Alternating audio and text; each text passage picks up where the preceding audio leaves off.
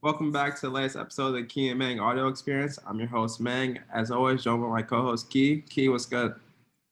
What's up, man? How you doing? I'm good. Can't complain. Today, we got another special one. Our next guest, based out of Chicago, co-founder of PBT Grind and Cash Class University, Dr. Casey Coleman. Casey, what's up? I am doing great. Life is up. You guys are up. So I can't complain. Can't complain. Life is good. Love it. So yeah, let's get into it. Let's do it. Can you start it off with telling us how you kind of got to this point right now? Why PT, your origin story? Yeah, I'll try and fly through it. So initially I was between pharmacy and physical therapy. So, when you go in high school and you're doing those career fill out things and you do it your senior year, all that stuff. I came down to my, section of healthcare and I was choosing between those. That's what it kind of told me to choose. And my mom was a nurse. She was pregnant with me when she was in nursing school, all that. So who knows what played a factor in that, maybe all of it. So I got down to pharmacy and physical therapy and I was like, okay, these seem cool. Then I did a little more research as the years went on and I saw pharmacists initially at a school make more than physical therapists traditionally at a school, right? We can talk about that. So I just followed the dollar signs. I was like, all right, pharmacy, let's try it out. Then I got into a very kind of prestigious internship in the Chicagoland area. It was paid. It was a summer internship. You took classes and everything. You were in the hospital with them. So I was like, I got into that. Obviously, this is a sign to do pharmacy. So I went to college my freshman year and did pharmacy, but something just wasn't right. I just didn't feel right. I didn't really like what I saw. And what I saw was just kind of like those, memes on Instagram and Twitter and stuff where they're just pushing kids through like a factory. Then they come out with a briefcase and they're all the same kind of thing. We've all seen something like that. And that's just kind of the vibe I got from it. And now knowing that's not necessarily the case with any healthcare career or any career, that's just what I happen to see. There's probably great pharmacists out there doing holistic medicine and changing people's lives and all that stuff. If I had seen that, I could be pre-pharmacy grind right now. I don't know. I could be doing all that stuff, but that's just not what I was exposed to. So I saw that and I just saw like, this is not the healthcare I want to do. Then when I saw physical therapy and I shadowed physical therapists and I saw pictures and videos, I saw the fun Swiss balls and I saw people exercising and doing stuff and moving around. I was like, that's the kind of healthcare I want to do. So I went back to, or I guess I could say back to physical therapy. So I transferred my major, or I changed my major going into my sophomore year and hit the ground doing that pre-PT major ever since. So that's how I got to physical therapy as a major, or going down that physical therapy path. Then during that time, that's where all that pre-PT grind origin story started. So, yeah. So you had an interesting kind of journey to get into PT school. Like you didn't get in your first try, right? That's correct. Yeah. So how it worked at my school and some other schools as well, I had a 3+3 program or a freshman acceptance program, meaning you could apply your junior year.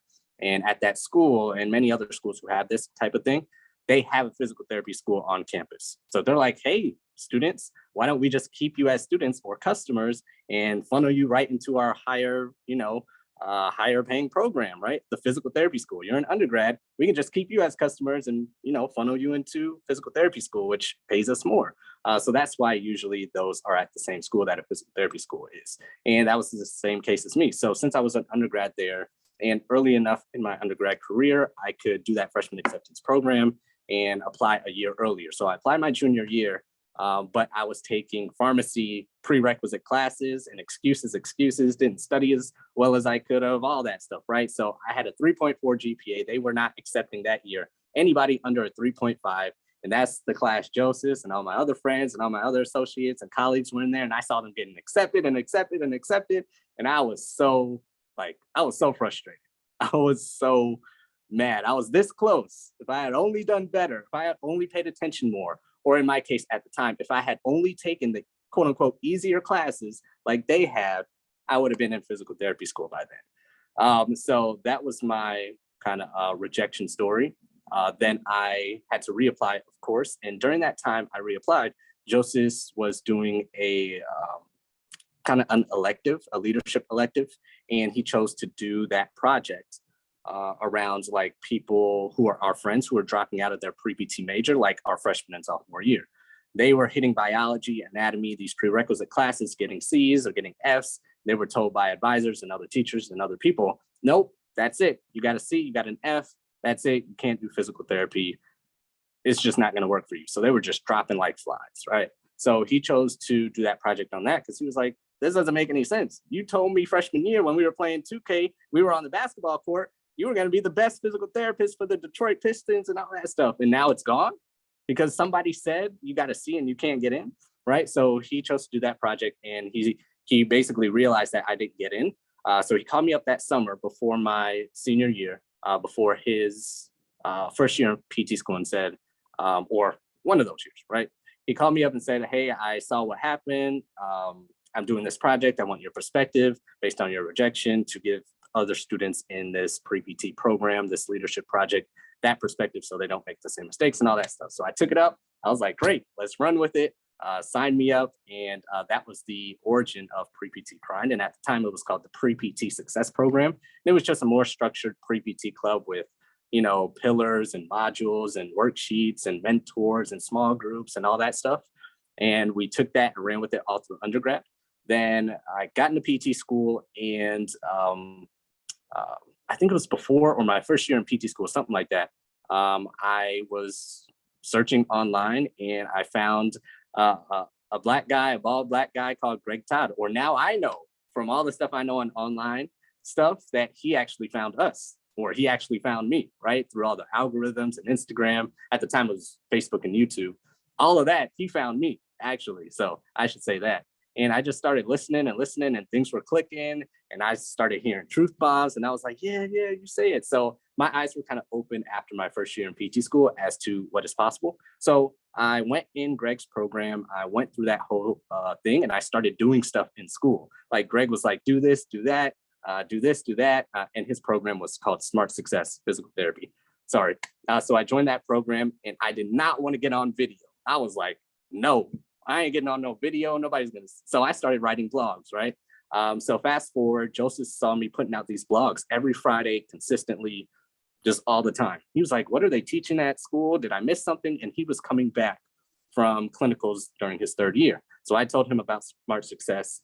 He joined it, and I said, basically, we're about to leave physical therapy school. What are we going to do with this pre-PT success program and stuff? And we kind of went back and forth with some ideas of, you know, telling other schools about it, getting it out to the schools and all that. And I was like, no, this is what Smart Success told me. We can just take this thing online and blow this thing up, right? So he, I guess, went along with it. He joined Greg's program, and long story short, now we have Pre-PT Grind. So hope I didn't ramble too much, but that's kind of the all-inclusive story. I want to touch on what did you do to get into PT school after getting rejected the first time? And is it different from what you tell your students to do in your pre-PT grind business? Yeah, good question. So it's pretty much the same, except it's more refined now through the years of doing this over and over and over again. So what I basically did was 5 things, and I'll break it down after that. So basically, number one, I did a hard reflection on myself, because I was saying earlier, I made all these excuses. If I had only taken easier classes and all that stuff, right? I had to do a hard reflection on myself. So number one, what I tell students, especially like if we're speaking to pre-PT clubs and stuff, is like you have to keep in mind, like, what stands out to you as a person. Like, forget PT school, forget getting a job, forget the job interviews, all that stuff. What stands out to you as a person? And once you understand that, now your whole paradigm shifts. Now you're like, oh, interesting. Now I'm putting myself in the other person's shoes. So meaning this, nowadays, everybody's scrolling online, right? The pre-PTs are scrolling online. And I have to tell them or give them a shift in perspective, saying the schools, the people going through this application are scrolling through your application. It's on a PDF version, they're clicking through, they're scrolling through. And the same things that make you stop and like something on TikTok or like something on Instagram is the same kind of concept that makes them stop on their application, on your application, and say, oh, what is this? So now we have to go a level deeper. Why do you follow the people you follow? Why do you like the stuff you like? They're doing something to get your attention, meaning you have to do something to get their attention in your application, whether their images are crisp, whether their hooks are good, whether you like how they look, or whether you like the audio or something. Now go a level deeper. What kind of person do they have to be that consistent to make you finally hit follow and finally buy this thing, or finally do this, or finally do that? Okay, now we take that. Now what type of person do you have to be in your application to do this on your application to then stand out? So you have to start with, what actually stands out to me? So you can be that person who does the stuff on your application to stand out to the other person on the other side, scrolling to make them stop. Like it's so, I guess, so ingrained in us now. Like we're just scrolling and, stop. All right, like, follow, and eventually buy something or eventually accept somebody, right? It's a lot. I've learned that it's a lot deeper than that. There's a lot more that goes into it to make somebody go, oh. So we have to start with that. Then number two, you have to research the schools. You have to know exactly what they want so you can give that to them. If they're not asking for X, Y, and Z, don't say, hey, I have X, Y, and Z. Give them what they want. And you have to find that out and learn about what they care about. So stalk the schools, basically research the schools. Number three, increase your professional insight through podcasts like this. This is your profession. Don't be going in there asking about all the time, is my GPA okay? Can I get accepted? Like, no, you're talking at this pre-PT level, but you're talking to physical therapists, DPTs, EDDs, TDPTs, all that stuff. If you want to stand out, you need to raise your, I guess, vibration or your professional insight to talk to them at that level. Then four, go through your obstacles. So if you have a low GPA, low GRE score, whatever that is, don't run from it. Don't say, I don't have a whatever GPA, let me get observation hours. No. Get the GPA they want, because that's what they want. Then number five, you have to put yourself around a community. Because, I can say all this stuff. You can see a TikTok, you can see a podcast, but once you scroll past, you're going to forget it. There's a difference between, just seeing it and somebody holding you accountable and texting you saying, hey, Mang, remember that thing we saw last week? Remember that TikTok? Remember that thing you signed up for? Are you ready for it? Did you do this? Did you do that? That's going to move the needle. So basically, everything that I did in my application to basically get accepted was a factor of those. So do you want me to break those down or anything? But that's basically what I did.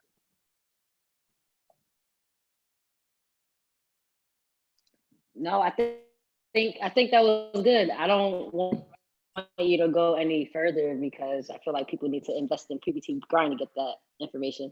So we'll plug that. Sounds good. I like it. Can you take us through, I know you mentioned a little bit about your partnership with Joseph, but can you kind of talk about how that dynamic works now and how it's kind of evolved? The two of you have evolved as partners and friends and business partners? Yeah, so, I'll just start anywhere and we can dive deep into this, however, but when we get asked questions about partnerships, I usually give the answer or try to get people to think about, like, how are you initially going into the partnership, right? Because many people, from what I see and what I hear when I get asked about it, is they go into it through, like, with the sense of fear. But it's not like, I'm so scared. Like, it's a deeper kind of hidden fear a little bit, saying like, I don't necessarily trust myself. I don't think I'm good enough. I need help. I'm scared. I need somebody to go through this with me so I feel safer. So, hey, just, somebody just come along with me instead of looking for a business partner or looking for whatever for a specific reason to get a specific outcome. So whether you're looking for a partner, I think you should do that. Like, don't just be like, I just need somebody to help me feel comfortable with this because I'm scared. Be like, okay, I lack these specific qualities or attributes right now. Who else has that? Or at least looks like they have it to help this mission go forward. So that's one part if you're looking for a partner. If you're on the other side, or maybe not even the other side, but you get what I'm saying. From the other perspective, you can be like, okay, if somebody's looking for a partner or if I'm trying to team up with somebody, also don't go into it with fear. You have to go into it like, what value can I give to this partner or this business to make this business successful? But I think and feel or get the vibe sometimes like Some people just want like a hang on to a coattail kind of, and just be like, oh, just bring me along with this ride, and I'll just help you a little bit. Like, if this is going to be as successful as whoever to want it to be, like it has to be like, I don't even want to say this, it sounds so cliche, you know, it has to be for the mission or whatever, but literally it just has to be that way, right? You can't just be like, oh, I'm scared, let me find a partner, and oh yeah, you're doing something, let me just come along. Like no, like what is the value I'm going to bring? So for example, when I had the basically idea to bring this online or partner up with Joseph, or however we want to think of that, when I was like, okay, how is this going to work to go online? I was basically like, how can I take what I learned so far before Joseph knew about SSPT? How can I take what I learned in SSPT and bring that value to this program at Andrews University that we started to help it get to where it is now? Like, what have I learned about online marketing, online business, sales, social media, all this stuff to help it grow that way?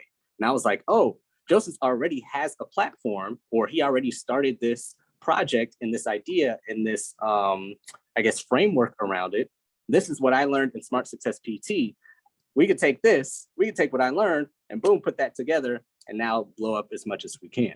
Instead of saying like, you know, whatever I just said, like, oh, let's just try in this and we're scared together and let's just push forward. Like, no. Like, he had a framework. I was in it basically from the beginning when he called me up, and I was like, this is what I learned. We can take this and push it forward. So that's what I usually try and get people to put their minds around when they're looking for a partner or about to go in business with somebody else. Like, don't go into it with fear, like go into it with a plan and a strategic partnership to make that go happen. Like, I guess I can say this just to close out this thought. Like, I don't know if this is right to say or whatever. I will see what Joseph says. Like, I don't even feel like, yeah, I'm in a partnership with Pre-PT Grind with Joseph in the business, but like, it's the business. I feel, and I don't know, Greg Todd might chew me up for this if he hears this or whatever, if I say it. I feel like an employee of the business, if that makes sense. Like, there's a job to be done. Okay, like whether my job at this time is to do TikToks and get eyes, great. If my job is to take sales calls, great. If my job is to put a funnel and operations together, great. If my job is to, you know, talk to all the rejected people and wipe their tears, like, I don't care what it is. It is a business. I feel like I'm an employee of the business who has certain roles to fill or do depending on the certain day, and it has to be done for the business to run. So I don't know. I rambled. I'm sorry, but that's kind of where my thoughts went when you asked about partnerships. No, I was just curious because I feel like you're seeing a lot more partnerships. Like, me and Kieran are a partnership, and I'm always curious about how people come together because you have your own personality, Joseph has his own personality, and meshing the two and having it come together for the bigger goal. I was always curious to see how people come together and kind of work toward their given goal. But now to take you back a little bit, can you talk about what you envisioned Pre-PT Grind looking like when you first started it, and now how it's kind of transformed into what it is now? You know, that's a great question. I actually pretty much saw it exactly how it is now.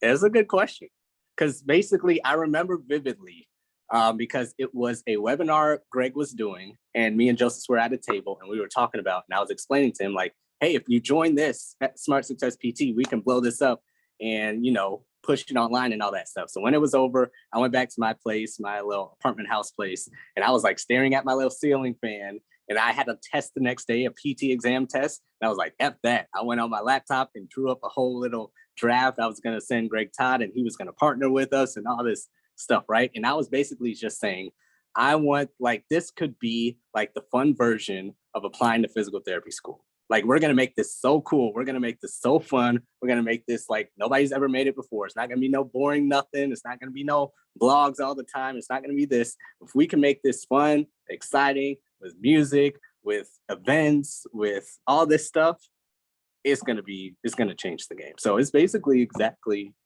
pretty much how I envisioned it that day before I had the PT exam test. Where do you see it going next? Like in the next 5-10 years? That's a good question. Right now, basically, as right now, I guess in the shorter term, I see us, and we just basically finished this, having vertical integration within our business, basically having a full self-service. Like, okay, if pre-PTs don't know where to start, we have that. If you don't know what to do on the application, we have all that, all the way up until basically you're graduated and you need to find a job and make money. Like if we can take you from somebody who's just interested in physical therapy all the way to making sure you're a new money PT, that's the event we're having in September, to making sure you don't regret your decision when you're 3 months out of school and feeling burnt out. If we can avoid that burnt out feeling at the end and help you get in and everything in between, that would be like, oh, we're helping the profession. We're doing our part to make your lives better and the profession better and ultimately the patients better in the meantime. Then I guess 10 years, I don't know. It could be a school. It could be a PT school. I have no idea. But I think whenever I get asked a question like this, I always try and keep, I guess, my mind open, because some stuff that happened in pre-PT grind, I didn't even think would happen. So I always like to keep my options open. So I don't have a specific goal, I guess, like, oh, we need to do this in 5 or 10 years, but I have a direction of where I think it should go. And whatever happens within that direction, great. We might go a little left in this direction, a little right. Who knows what problems need to be solved or what needs to happen. But as long as we stay on that trajectory, I'm very interested to see, well, where we'll be in 5 to 10 years. Like, I never thought we would have had what Meng was referring to earlier, a cash and class university, income skills accelerator, where we help people learn how to make money while they're in undergrad and PT school. I thought we were just going to help people get into PT school. Even before that, when I first joined Smart Success PT, I didn't know I was going to be in pre-PT grind. I just knew I just wanted to make sure I was not lowballed when I took a job and or I had another source of income to make another 20, 10, 15, 30 grand. That's all I needed when I joined Smart Success PT. But if I had a goal to say, okay, when I joined Smart Success PT, I need to open my own mobile cash business clinic for geriatric whatever, I don't know. Maybe I would have closed off what could have happened with pre-PT grind. I don't know. But I never saw myself doing this when I first wanted to be a physical therapist. I never thought this would be my specialty or fellowship or residency. So great question. So yeah, that's my short to longer term to maybe will happen, maybe will not happen. Open to ideas, possibilities for the future. So I'm excited. I don't know where this is going to go, but I'm excited. I'm here for the ride. It's fun. Love it. You just mentioned the New Money PT event in September. I signed up for that. I'm about to pull up and but can you tell people about what that's about?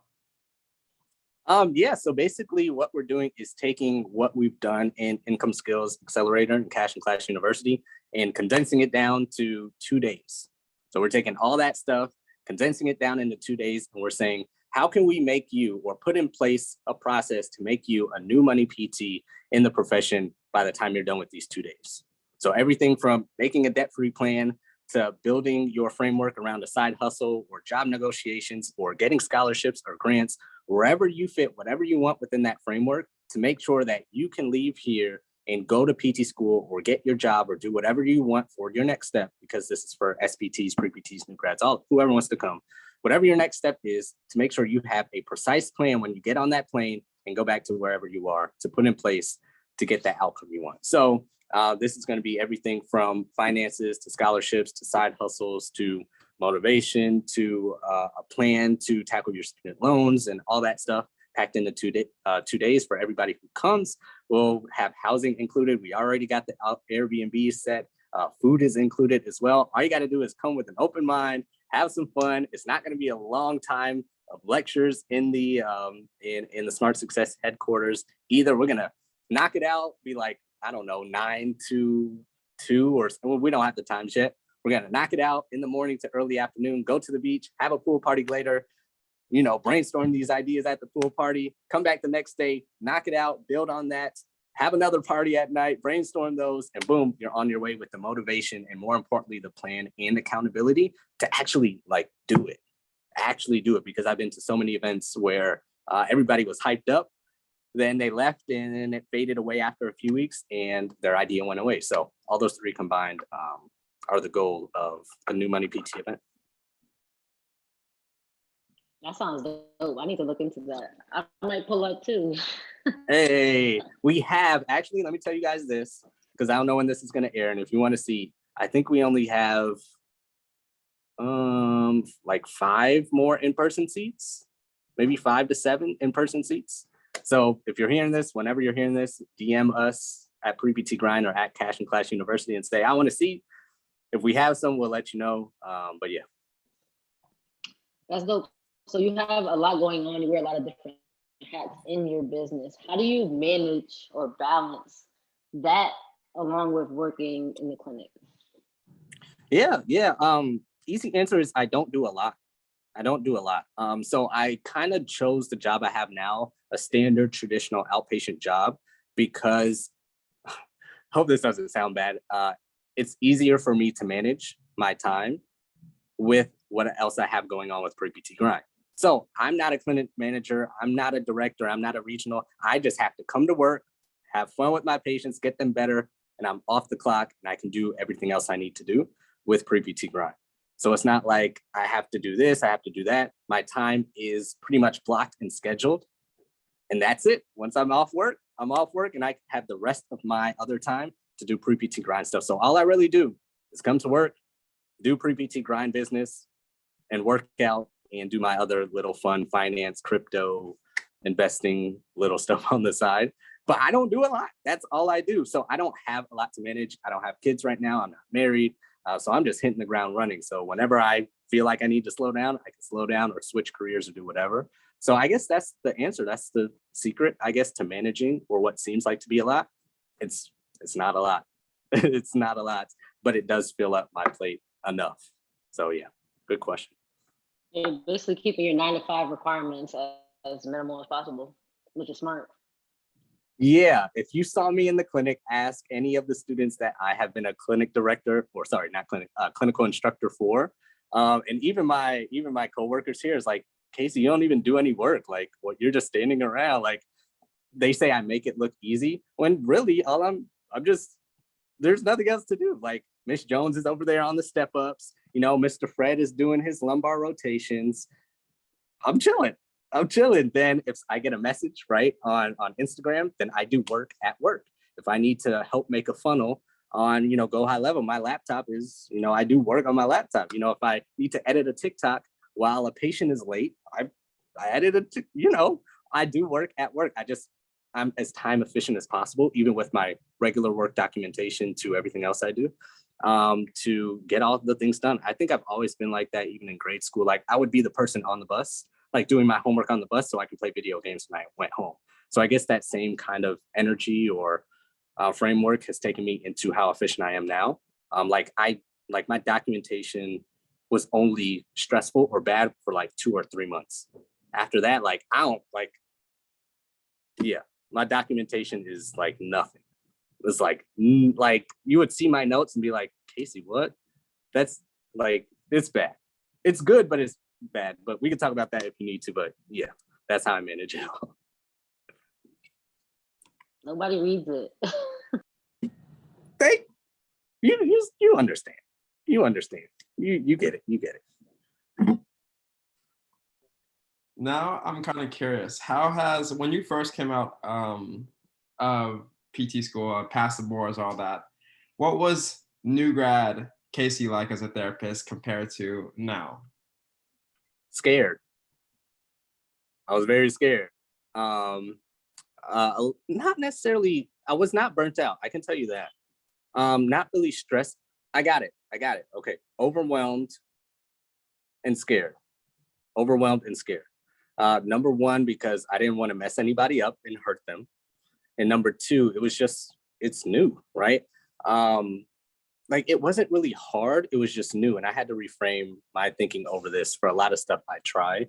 It's like, usually the things we deem as hard are not really hard. They're just new. Like riding a bike was hard, that we perceived it as, but it wasn't really hard. It was just new, right? Going to PT school to some extent was hard at the beginning, but over time it got easier. It was hard because it was new, right? So was difficult, stressful, or I was overwhelmed because it was just new. So I had to get used to the EMR system. I had to get used to the patients. I had to get used to being like the physical therapist, the person, because I was not used to that either. So when you're a student, as you guys know, like you just depend on somebody. You only have to focus on the clinical aspect. Like, okay, let me make sure my documentation's done and this person gets better. All right, I'm done. But what I was not prepared for, and what I try to prepare my students for as a CI, is you have to do all of that, plus do all the administrative work and put it all together and be time efficient with it to not be burnt out and go home as stress-free as possible.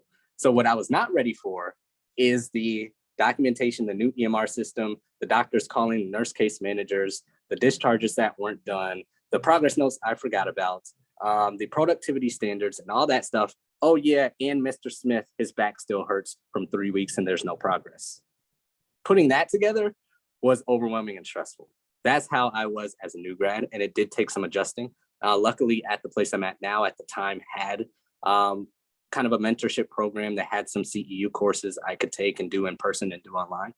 So that helped a lot. There was a short time mentor. I think it was, don't quote me on this, 6 weeks or so, where once a month or something, another therapist came in just to check on us, our new grads, and she had a few clinics where new grads were at. So that helped as well. But over time, 2 to 3 months, I pretty much am what I am now. So what I am now is super chill, super fun, laughing.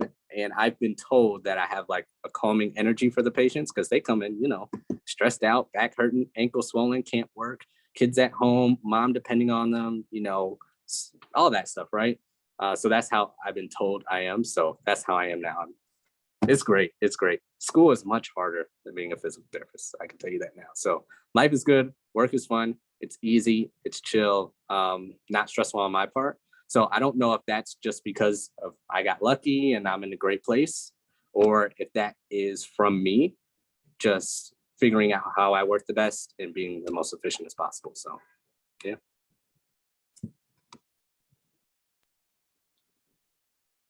Probably a little mix of both. Probably, yeah, probably.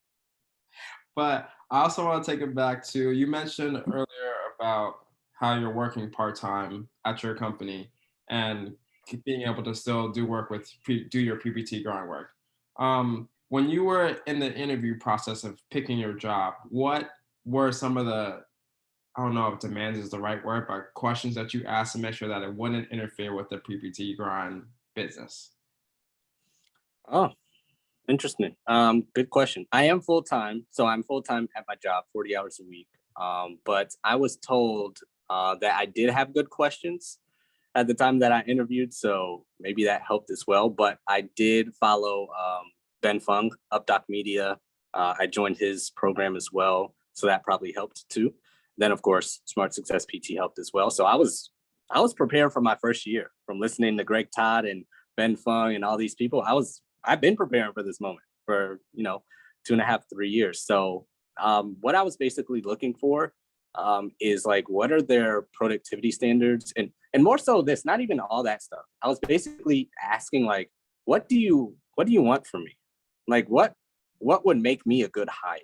Because by that time I understood business. Like we've been doing pre-PT grind longer than I've been a physical therapist. I've been a specialist in pre-PTs and all that stuff longer than I've been a PT. So basically when I got to the job part, I understood business, and I was basically saying, how can I, like, what would make me a good hire? What would make you look good to go to your boss and say, oh yeah, that was a good pickup. That was a good hire. We're getting a return on investment on Casey. Because that's what you are as an employee. There's nothing wrong with that. Like they're supposed to get a profit from you. That's why they're hiring you. So I understood that at the base level, and all my questions flowed from that. So I was like, okay, what do you guys want? What position am I filling? Is this, am I taking on someone else's caseload? Am I the third PT? Am I the second PT? What's the succession plan? Is the clinic director in place? Will he be here? How can I make his job better?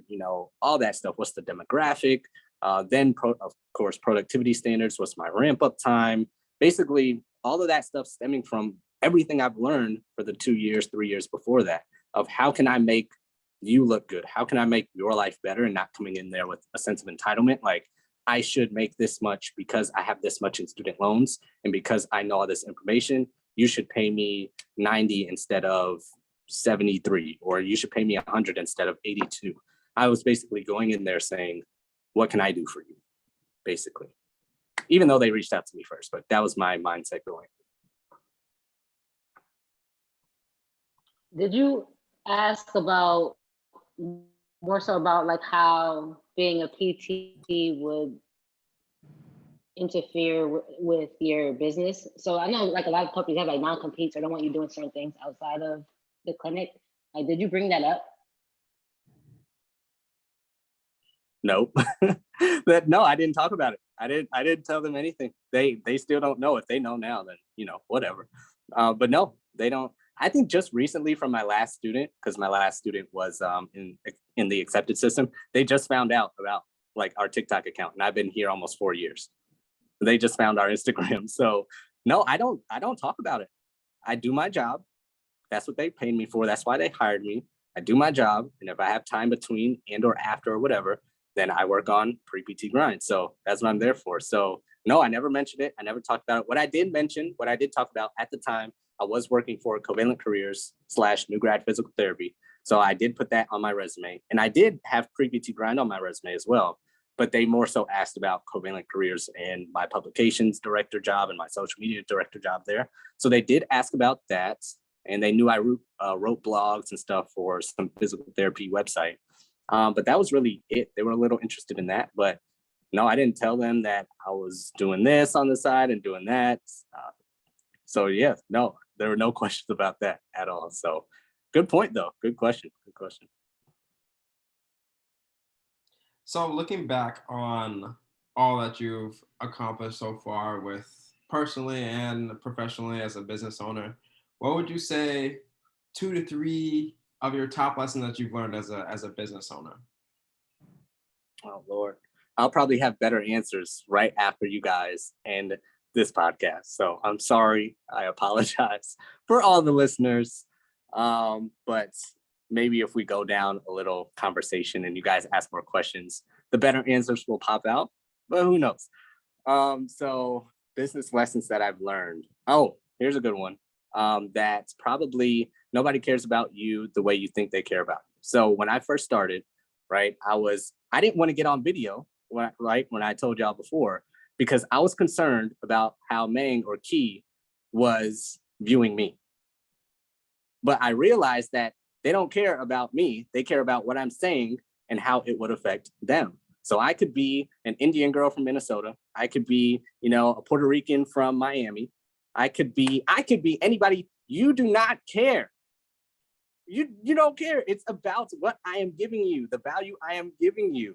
And once I internalized that, it did not happen overnight. I'll tell you this right now. It did not happen overnight.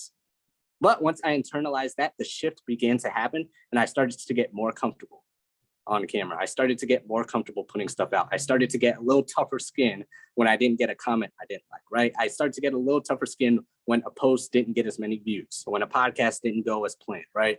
Because I realized that it's not about me. It's not about if I had glasses or if my hair wasn't cut that day or if I had a zit or if I stuttered a little bit with my words or if I was a little soft-spoken or if I was short or whatever. It doesn't matter. It's about what I'm giving them. And once I give them the best information, the best value I can, then they'll take that and run with that. Because when you're on stage, when you're on TikTok, when you're on Instagram, when you're on a podcast, they are thinking about themselves. They're thinking about how everything applies to them from everything you're saying.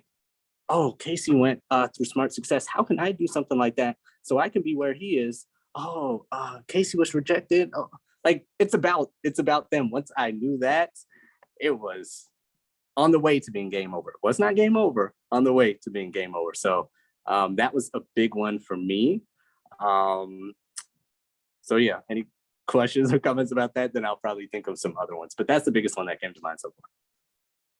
No, I be saying that to myself all the time. Like, no one cares. No one cares what you say right now. No one cares what you look like. Just say what you got to say. Make sure you're trying to educate, provide some sort of value that they can take away and do something with it. And then just put it out there. Keep doing that. Keep showing up, and you're gonna help a lot of people get that way. So I had to tell myself that all the time. Like, get over yourself. Absolutely. What other ways did you get over your fear of being on video? Oh, here's a good one. Glad you asked that, because this reminded me. I was listening to a Periscope. I guess shows you how long we haven't been in business that long, but a Periscope of Greg Todd, and he was talking about selfishness, and that was also something that helped me get more comfortable on video. Then I'll get into the more tactical stuff as well. But he was talking about, like, if you don't tell other people about how you can help them, you are being selfish. If you are being introverted, if you are being scared, if you're worried about how other people view you, you are being selfish to the people who can get value from what you have to give them. And I was like, oh, geez. Well, I guess I have to stop being selfish. And that was also a part of what helped me, along with what I said before, change that perspective. So that was a big turning point as well, that Periscope, from what he was saying. Then what helped me get better on video? Honestly, just doing it, being consistent with it, and at time critiquing myself and getting over that cringe part. So if I stuttered a little bit more on this video versus that one, I critiqued it and I just got past it, right? Then the next, I don't know, video 20 was better than video 1, right? Then I critiqued video 20, then I got incrementally better over time and over time. Then video 42 was way better than video 20, but video 22 wasn't that much better than video 1. So over time, just being consistent with it and having more reps and having more consistency just made me better over time, just like with anything else in life, right? Then actually watching other people's content for a specific reason. So I wasn't just consuming content and scrolling. My perspective changed to, like, okay, how is their lighting? How is their intonation? How are they smiling on camera? How are they pausing? How are they wearing different colors? How are they having the captions on video? Things like that I started to pay more attention to. And one at a time, I started to add that in, then add that in. And over time, through the different changes in social media, I just took bits and pieces to put into our content at the time. So if you scroll way back, you're going to see changes in our social media of just stuff I was trying, and which gotten us to this point now. So I don't know what else is going to change in the future. Gary Vee says this a lot. There was a app called Social Cam, what he was talking about, and Social Cam got him ready for Periscope or whatever. Then Social Cam got him ready for Instagram. One of them, basically, he was saying that he took all that stuff that he learned from one app in one social media organization, took it to the next one that helped him build on that, and he took it to the next one that helped him build on that. So now when you see his content now, that's all the years of experience of just trying stuff on different platforms and seeing what works and what doesn't. So I tried to take that as much as I could and just use that over time and be as consistent as possible to just get better and better over time. So I still think I suck. I still think I haven't done anything. There's plenty of stuff I could work on, but I'm much better than I was in 2017.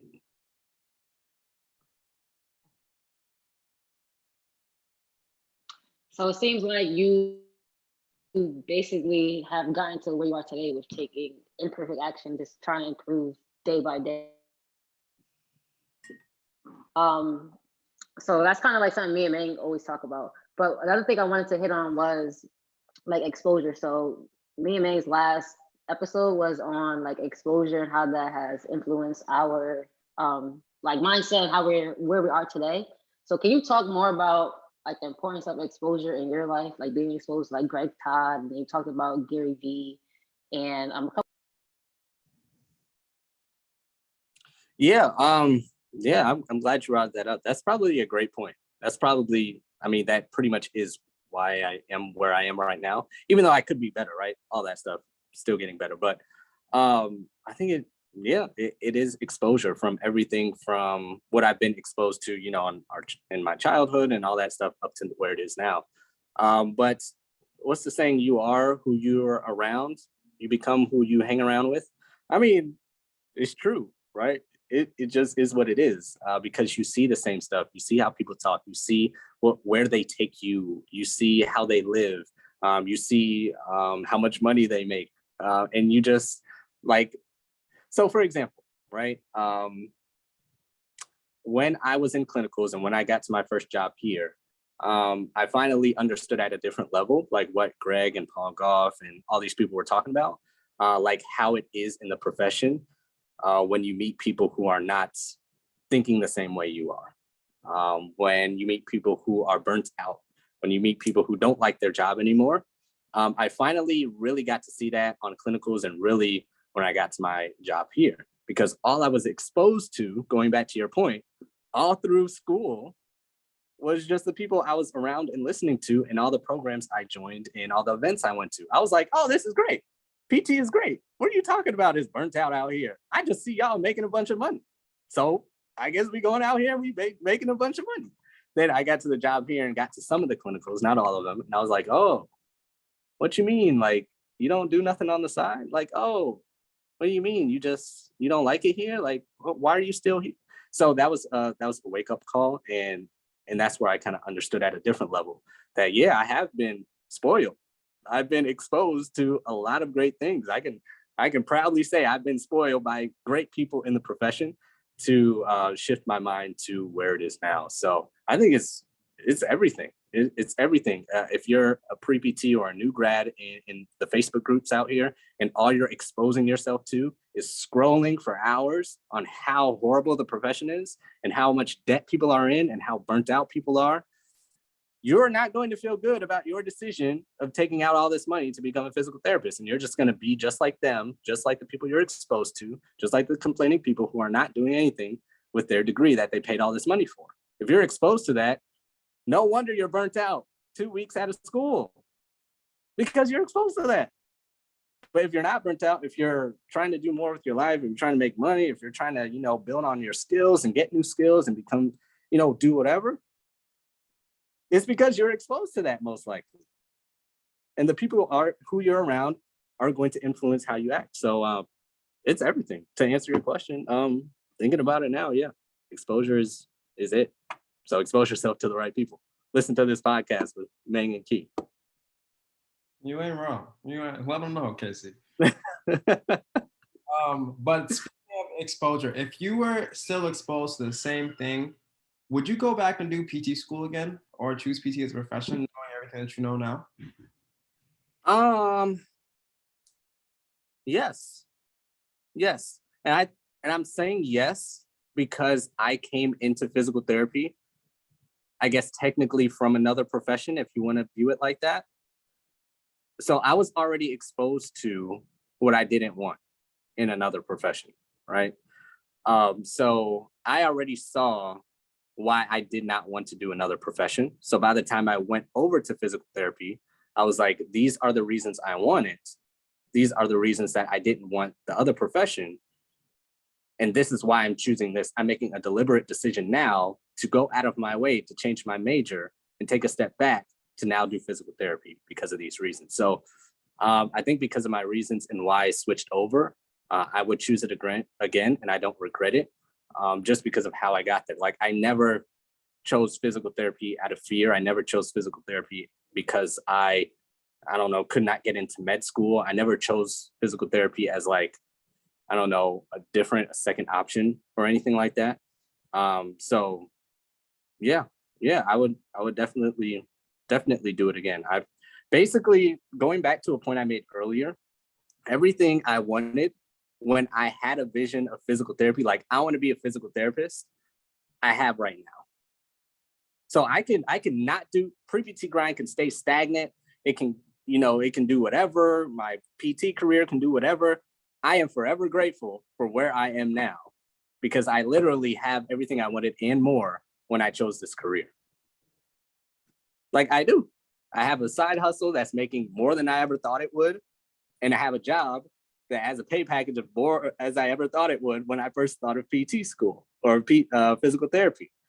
So yeah, I would choose it again, even though it has a bunch of bad things about it, right? There are things we can improve. There are things that can get better, but I chose this. I chose this profession. So, and I worked my butt off to get here. And I know there are so many pre-PTs and SPTs who would kill to be in my spot.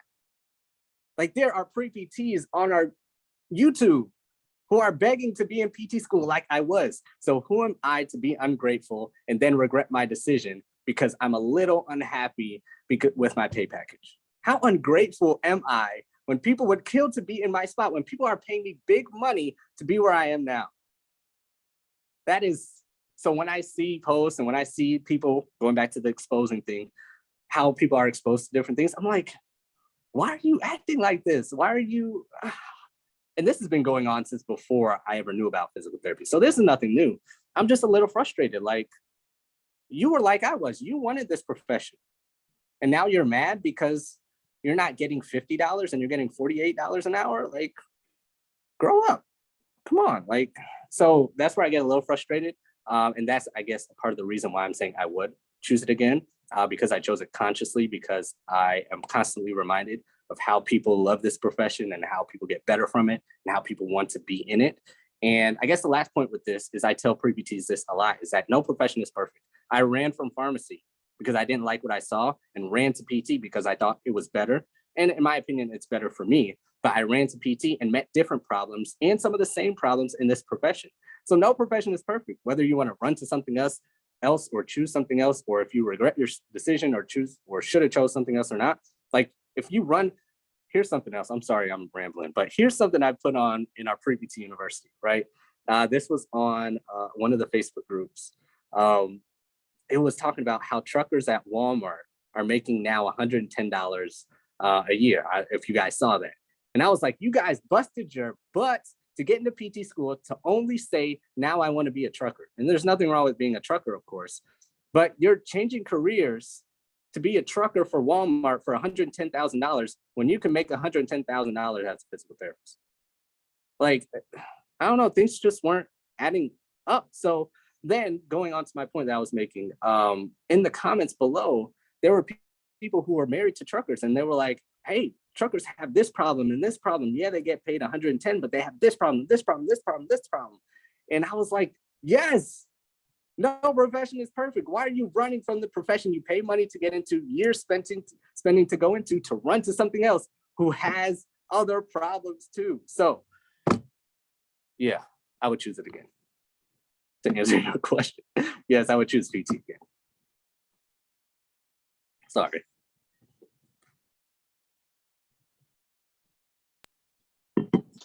I was gonna ask, with you saying you're frustrated with like people complaining and stuff, like what do you see in like the PT profession in the future, like the near future? I feel like things are kind of changing with the type of people that are entering the field. So how do you see the profession being in like 5 years, 10 years?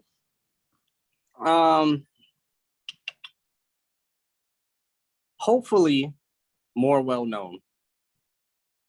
That's the simple answer. Hopefully more well-known, just because of the combination of people like you guys, people like us, the people who follow us, stuff like that, hearing the message that we're kind of saying now. So a combination of just people online getting more exposed to what physical therapy can do, or a hybrid of physical therapy and fitness and whatever can do, along with like big corporate companies getting bigger and exposing just the normal population to physical therapy. So I work at a huge corporate chain, and you see my corporate chain everywhere.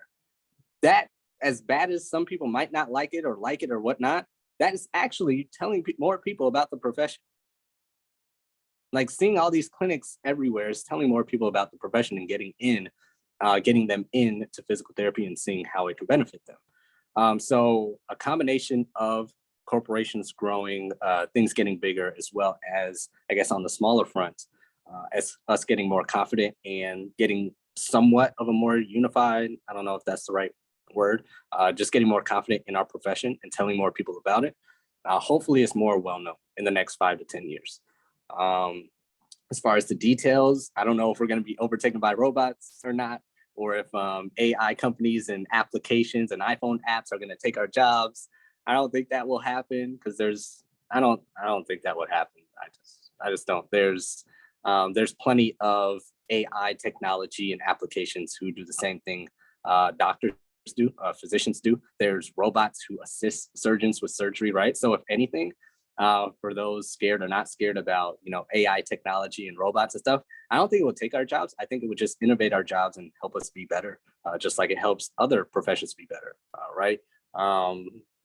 you can look into any industry and you can see innovation, you can see change, and you can see how that's either helps them progress or completely destroyed their profession. So hopefully all the innovation and stuff coming our way into healthcare will help us grow and change in the right ways and innovate in the right ways to become better on all fronts. So yeah, that's kind of how I see physical therapy going. I think that is pretty cool, especially with what you have going on, teaching students about all the different skills that they can use. Because if AI or robots were to take over physical therapy, if you as a physical therapist have other skills, robots can't replace that. So I feel like as long as you continue to brush up on your craft and learn a skill set outside of PT, you don't have to worry. I agree. I saw a TikTok the other day, and this was not PT related at all, but he was talking about the skill, like it's a skills economy now, not necessarily like a job economy or job market anymore, or that's where it's going. He was just saying learn as many skills as possible, so you then have an arsenal to go to whatever industry or company needs you to solve that industry or company's or person's problem. So the same thing can apply to us in the profession. If students coming out or new grads or old grads or whatever have these different skills, they can then go to a company or a person or a private practice or a hospital and say, I have these skills on top of my skill as being a physical therapist, and whatever clinical skills I have on top of my normal physical therapy degree, this is how I can be of value, of benefits, going back to our partner conversation, to you guys to bring you more money to then pay me more money. So yeah, I agree 100%. I don't think it's going anywhere. And the last thing on that point, I don't think it's going anywhere because the problems are not going anywhere. Like what we solve as physical therapists, the problems we solve are not going anywhere. Ankle sprains aren't going anywhere. Back pain isn't going anywhere. Childbirth isn't going anywhere. What else? Vertigo isn't going anywhere. Gunshot wounds, the wound care we do isn't going anywhere. Knee replacements aren't going anywhere. The only thing that is in mind now is, are we going to be the top of mind solution for the ankle sprain, for the knee replacement, for the births, for the pelvic floor pain, all that stuff? Are we going to be the solution for that? Or is somebody going to snatch our job away? So it's up to us, really. Now that I think about it, how the future goes. I mean, it's really up to us, pre-PTs, new grads, SPTs, people in the profession now. Whether our job gets snatched away or not, that's our fault. That's honestly, now that I think about it, it's our fault. If our job gets snatched away, oh well, we deserve to lose. That's how I'm thinking about it now. We deserve to lose. There's so much out here. There's so much good stuff we can do. There's so much we can learn. There's so many problems that are solved by us that if we lose, we lose. We just got to say, good game, robots. Y'all win. Y'all win. So yeah, y'all got some good questions. That's funny. GG's robots. What was that? You were talking about oh, I just lost it. Talk to me about some of your like individual goals. Oh, it came back. That's why I respect so much about the PBT grind and like the acceptance system, is that you guys expose all your students to all the stuff on how to create these skills or create your own skill set to add value to themselves and to the people they're trying to help. And it doesn't have to be just YouTube, being a YouTube editor or a podcast editor, but you teach all the skills that you can ways you can contribute to uplift their pockets, uplift the field, and like continue to progress us moving forward. So that's why I always have nothing but great things to say about the acceptance system and the PBT grind team, because I think they're setting it up for now and the future. 100%. Gotta take all these skills and build all these places out here. Just like how construction workers have all these skills, they have all these skills that amount up to building a Starbucks across the street, building this place, building that. So yeah, I'm excited to see what you guys build with those skills. Talk to me. Well, our last couple of questions. I know we've been chatting about for a little bit, but oh, this is great.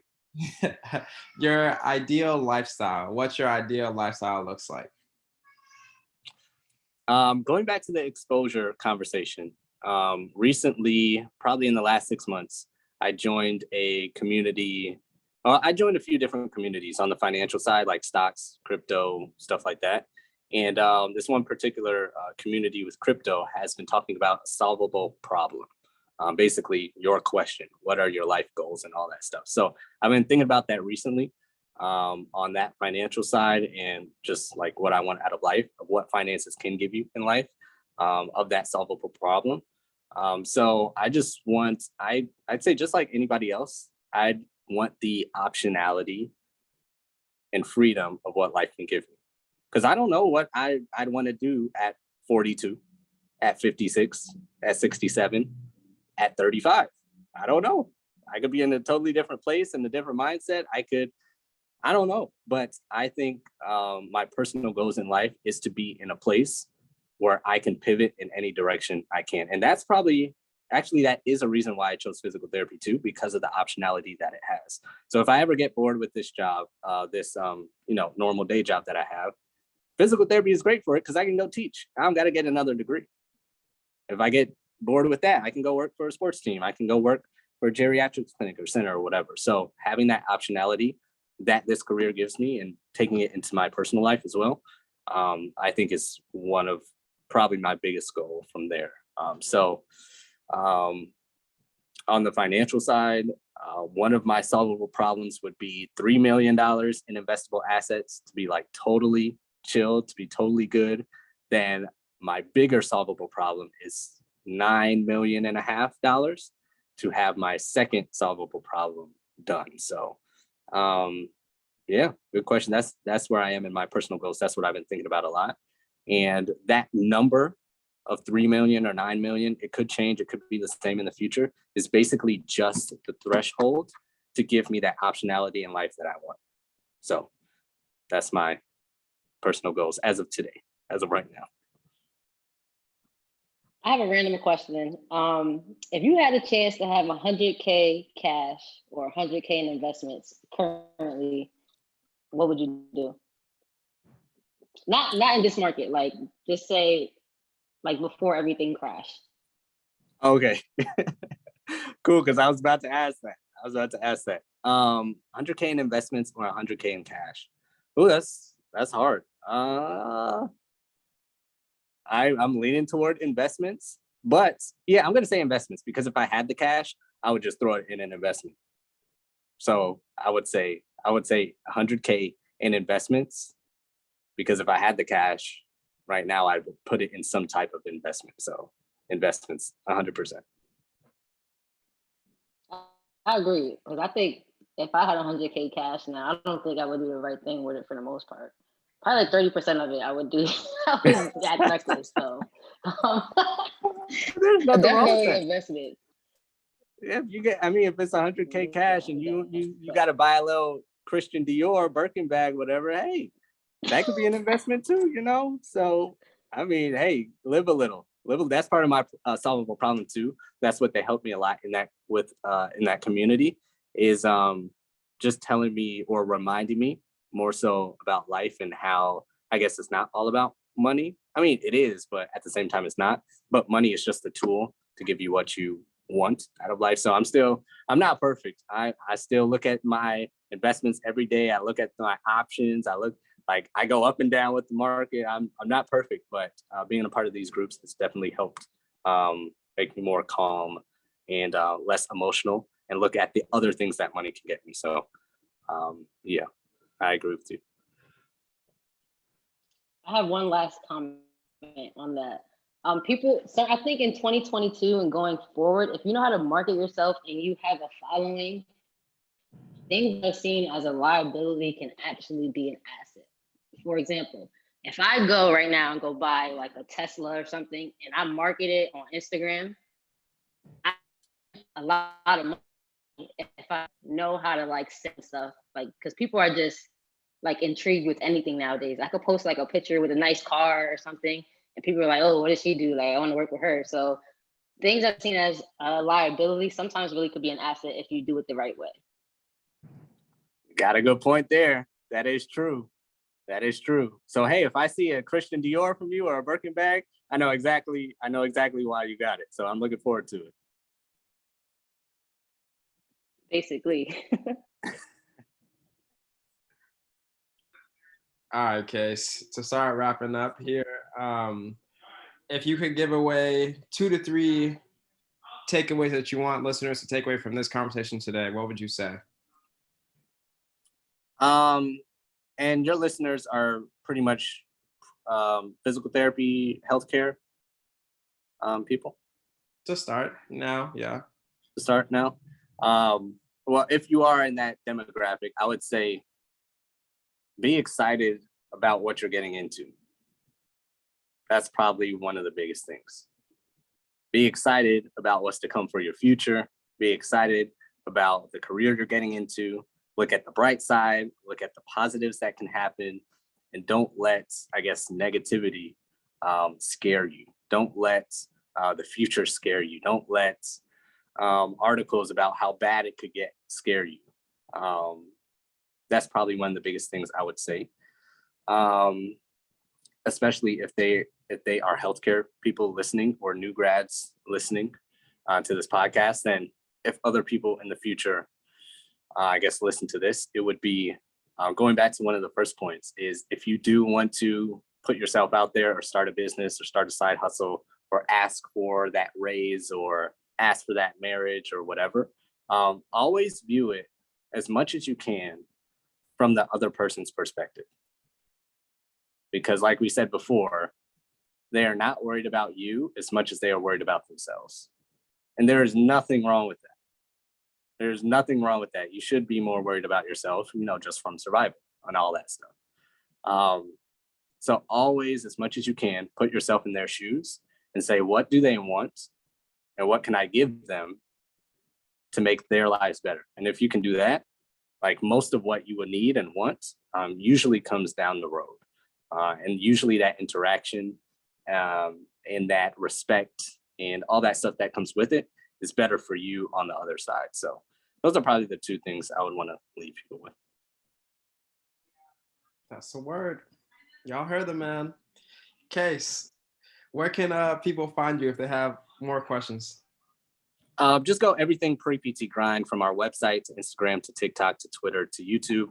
PREPT GRIND, pre-PT Grind, and we'll see you there. Perfect. Case, I appreciate you coming on the pod. Key, you got anything you want to add? No, just thank you for coming on. It was great talking to you. Same. This was great. This was fun. Appreciate you guys reaching out to me. Look forward to doing it again. Of course. And we'll catch y'all on the next episode of the Key and Mang audio experience.